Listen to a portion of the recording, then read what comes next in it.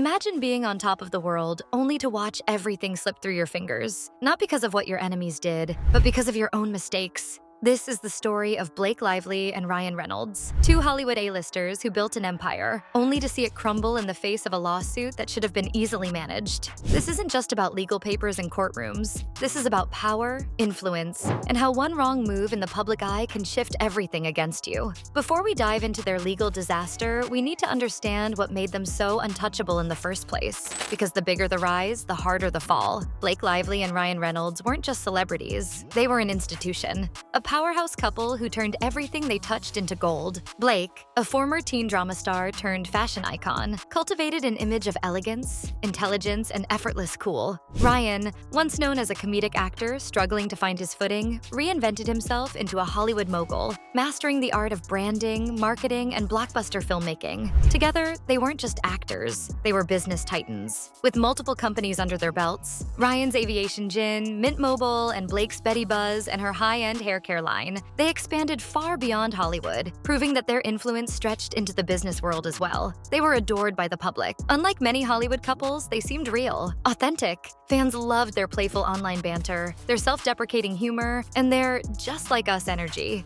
They weren't just movie stars, they were relatable movie stars, the kind of people you'd want to grab a drink with. And in an industry obsessed with image, they had mastered theirs. But what happens when the image cracks? What happens when the audience who once loved you begins to turn? Their involvement in the highly anticipated film It Ends With Us should have been another winning move. The project was destined for success, the adaptation of Colleen Hoover's mega-hit novel, a book beloved by millions of readers worldwide, particularly among the influential book talk community. The film, starring Blake Lively and directed by Justin Baldoni, was poised to be a career-defining moment. But what started as a dream project spiraled into chaos. Behind closed doors, tensions were brewing. Sources from the set suggest that Blake Lively wasn't just an actress in this film. She wanted control. As a seasoned producer and businesswoman, she wasn't content with simply playing the lead. She wanted influence over the film's direction, marketing, and branding. And with Ryan Reynolds by her side, a man known for his cutthroat business acumen, she had the means to assert herself. But there was one problem. Justin Baldoni, the film's director, wasn't willing to give up control so easily. He had his own vision, his own direction for the film. And soon, the collaboration between Blake and Justin turned into a battle for dominance. What followed was one of the messiest behind-the-scenes feuds in Hollywood's recent history. Allegations of creative clashes, disputes over marketing strategies, and an all-out power struggle over who really controlled the film began to emerge. But what should have stayed behind closed doors soon spilled into the public.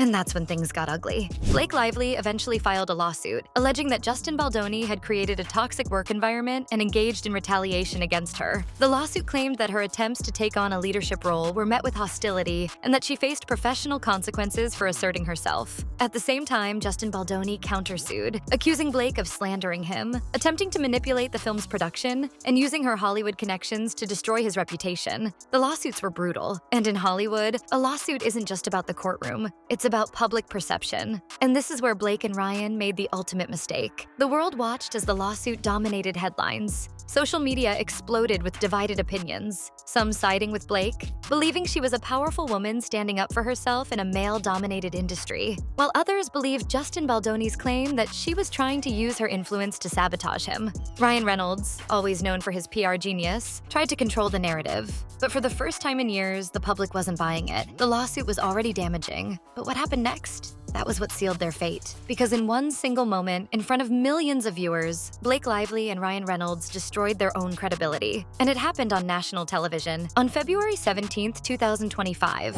when it was supposed to be just another night of Hollywood glamour, the 50th anniversary of Saturday Night Live, a once-in-a-lifetime primetime event celebrating one of television's most iconic institutions. Celebrities from across generations had gathered, and the cameras were rolling for an audience of millions. Blake Lively and Ryan Reynolds decided to attend despite the ongoing lawsuit. Despite the headlines, they showed up, walking the red carpet smiling, laughing, and looking completely unbothered. It should have been a harmless PR move. But then, in a moment of reckless overconfidence, Ryan Reynolds stepped into a joke that he should have avoided at all costs. During a scripted Q&A bit, where celebrities in the audience were given microphones to interact with hosts Amy Poehler and Tina Fey, Ryan leaned forward.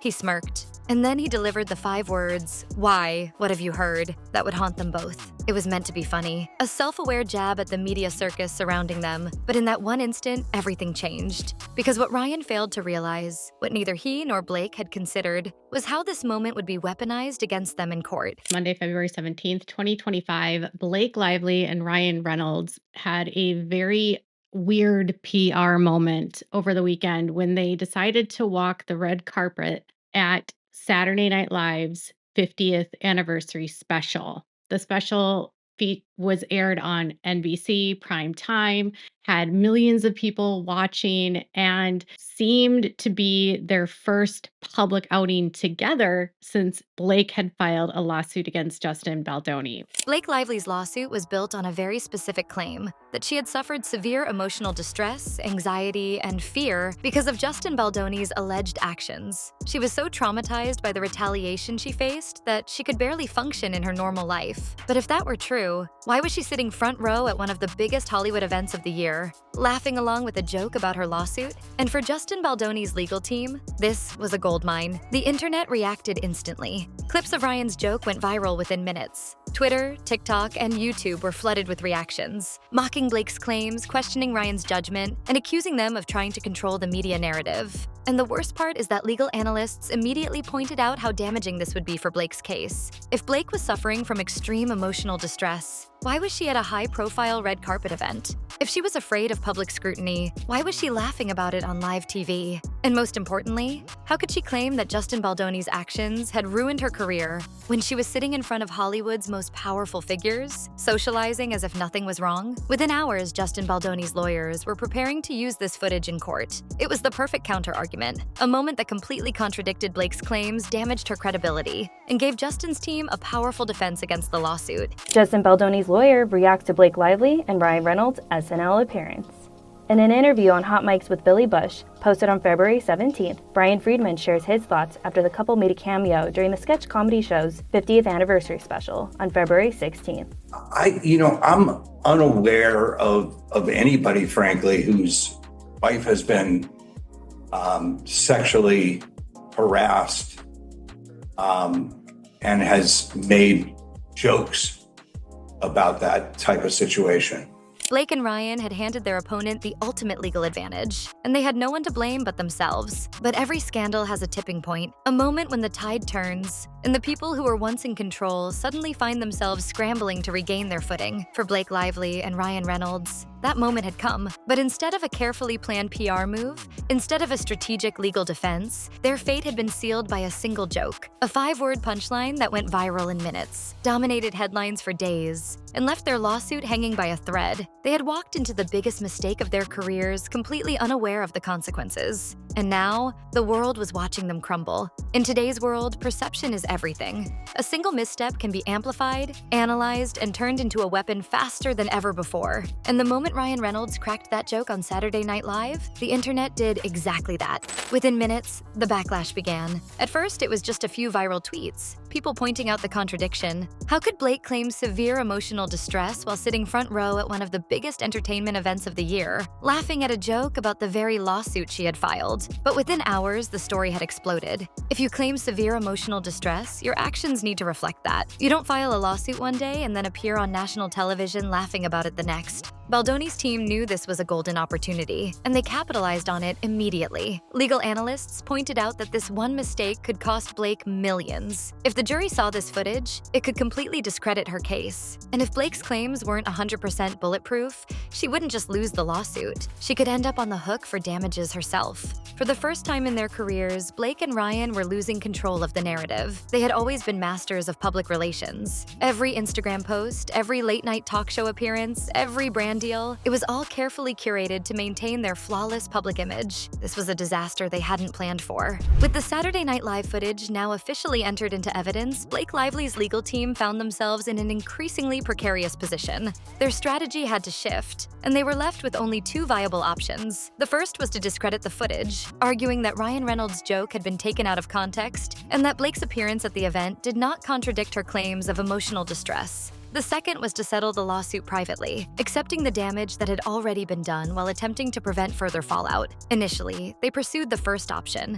contending that a single televised moment should not define an entire case. Her legal team maintained that just because Blake had been seen smiling and laughing in public did not mean she was not struggling behind closed doors. However, this argument quickly fell apart. The case was no longer centered around a single joke. It had become a much larger issue concerning the pattern of behavior that had unfolded in the public eye. Blake had filed a lawsuit asserting that she was suffering from severe emotional distress, yet she was consistently seen attending high-profile events, interacting with Hollywood's elite, and behaving in a way that suggested she was unfazed by the situation. Her legal claim of reputational damage was also under scrutiny, as she continued to be photographed at exclusive industry gatherings and seen engaging in social activities that contradicted the narrative of someone whose career had been irreparably harmed. The real problem, however, was not just the legal argument, it was public perception. In the world of law, concrete evidence carries weight, but in the court of public opinion, perception can be even more powerful. And at this moment, the perception was clear. Blake Lively and Ryan Reynolds were not the victims they had claimed to be.